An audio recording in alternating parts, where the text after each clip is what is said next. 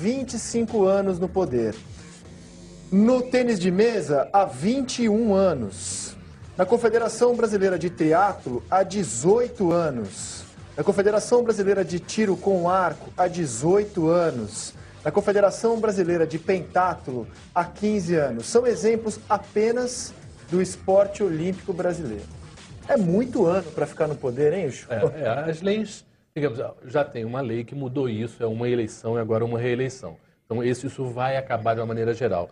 O problema maior agora não são os nomes, é a maneira como você pode arejar, digamos assim, cada esporte em relação a você ter uma pluralidade, ideias novas, gente nova. Por quê?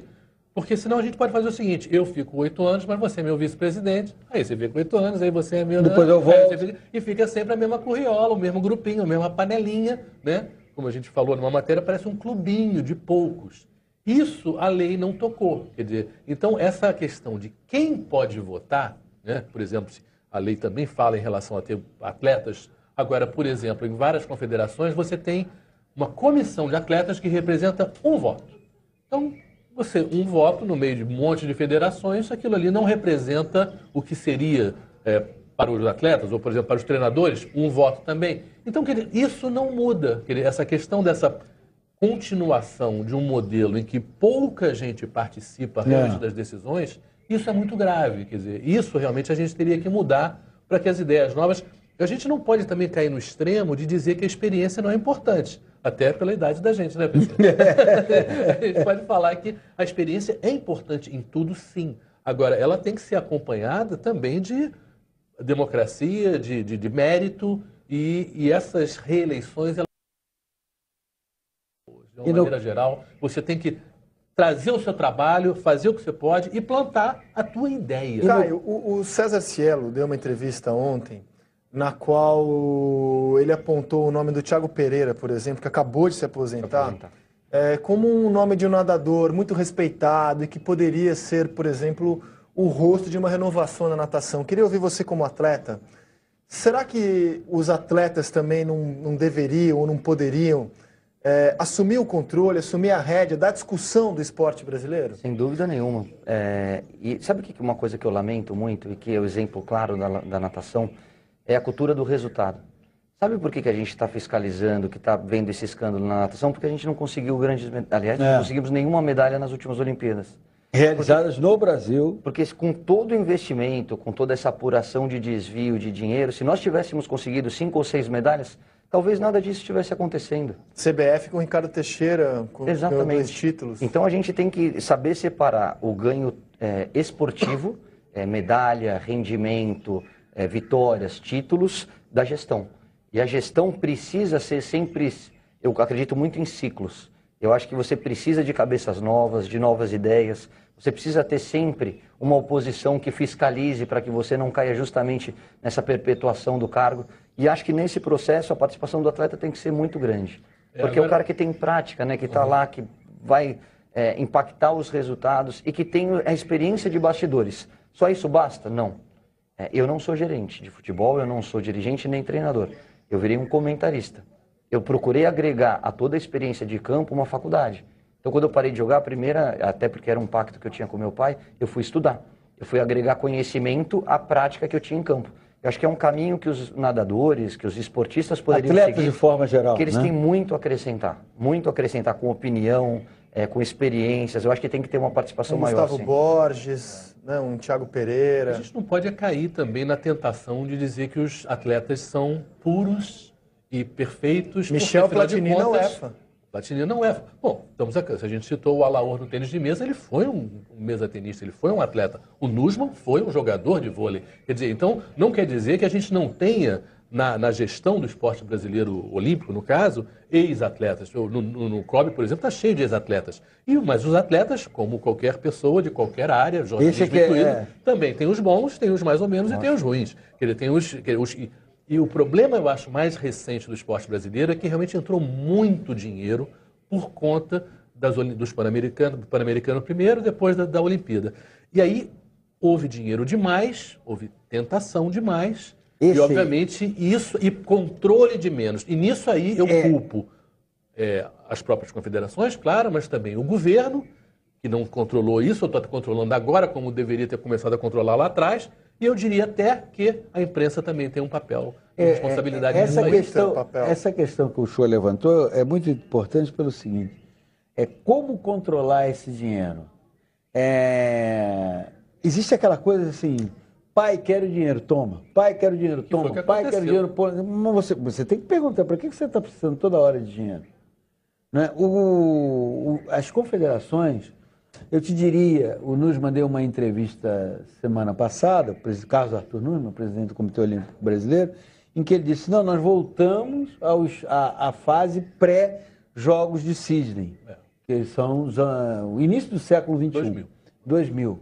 Pois bem, o que entrou de dinheiro nas confederações é um negócio assim. Mas aí o que acontece?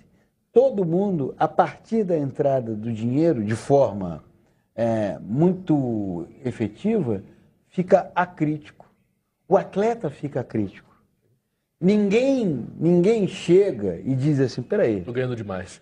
Ninguém reclama. Ninguém fala assim, mas peraí, ninguém olha, é aquela velha história que eu sempre falo, todo mundo só olha para sua árvore, ninguém olha para a floresta. Só que tem uma floresta ali e não adianta você ficar olhando para sua árvore, porque tem uma hora que a sua árvore pode estar muito bem, mas a floresta está mal.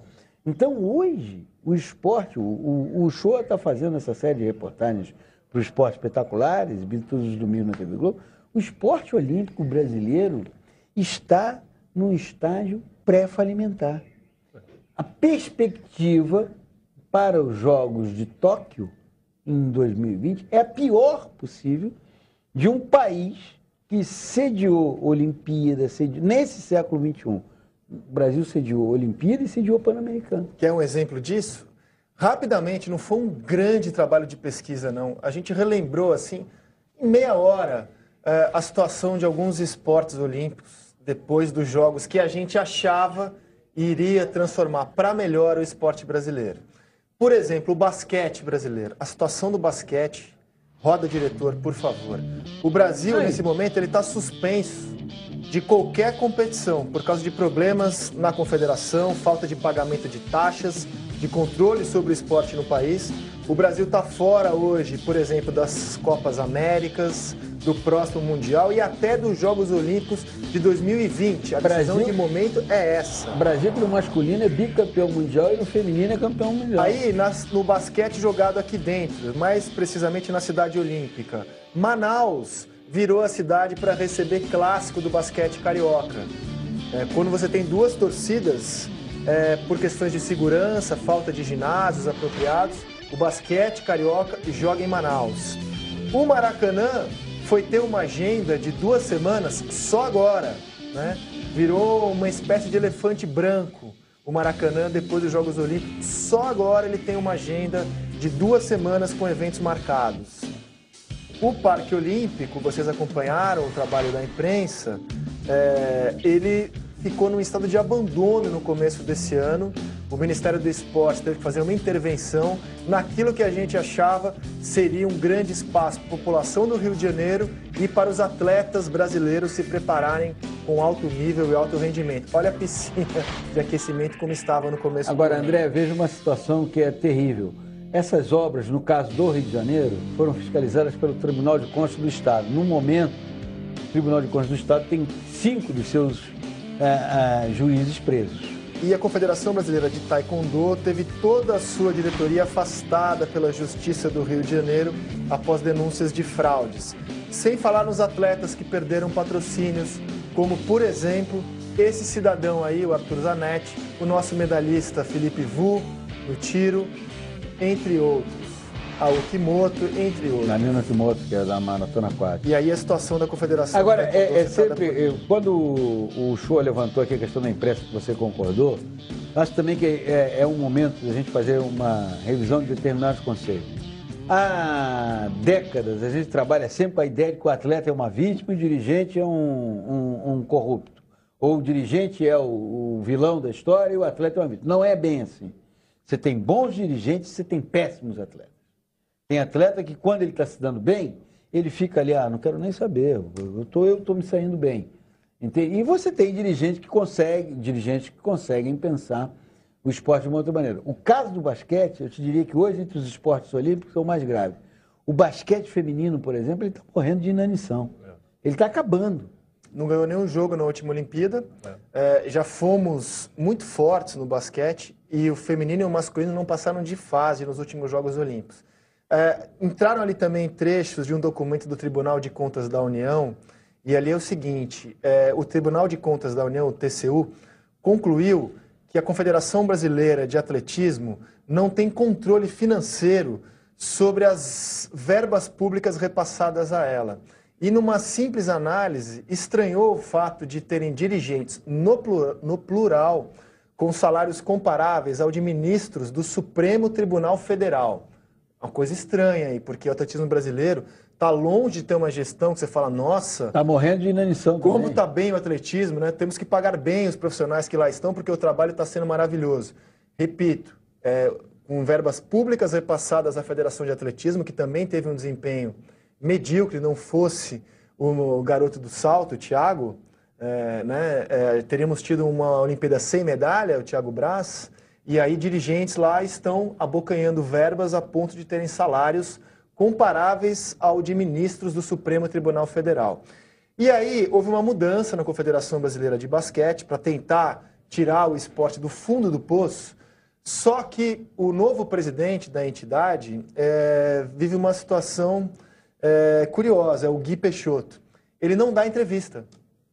Nesse momento em que é necessário tanto debate e explicação sobre a Confederação Brasileira de Basquete, ele optou por não dar entrevista. Então, a gente, para ouvi-lo, manda as perguntas para a assessoria de imprensa da Confederação Brasileira e ela grava com o dirigente. A gente não consegue ter uma troca, um debate. E é por isso que a gente mostra para vocês esse visual diferente de uma entrevista, mas é a única maneira que a gente tem de ouvir o mais alto dirigente do basquete brasileiro. Roda, diretora.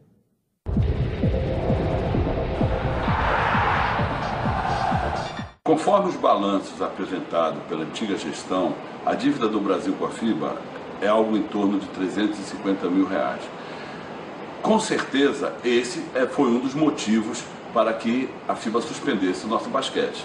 Mas também tem outros compromissos que deixaram de ser honrados. Mas nessa reunião em Genebra, com certeza vamos alinhar e vamos acertar um acordo para o pagamento dessas pendências. Esta suspensão, infelizmente, foi imposta em decorrência de vários desacordos ou desacertos da gestão anterior, que não me importa, a gestão anterior não me importa. Eu tenho que pensar para frente, pensar positivo.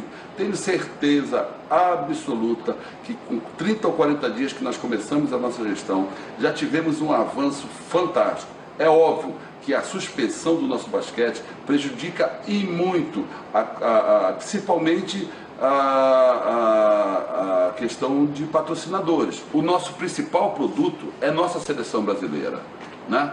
Muito difícil você conseguir patrocinadores sem você ter esse produto. Mas eu não trabalho em nenhum momento com a hipótese da FIBA não retirar essa suspensão. Tomara, e eu como patrocinador jamais colocaria a minha marca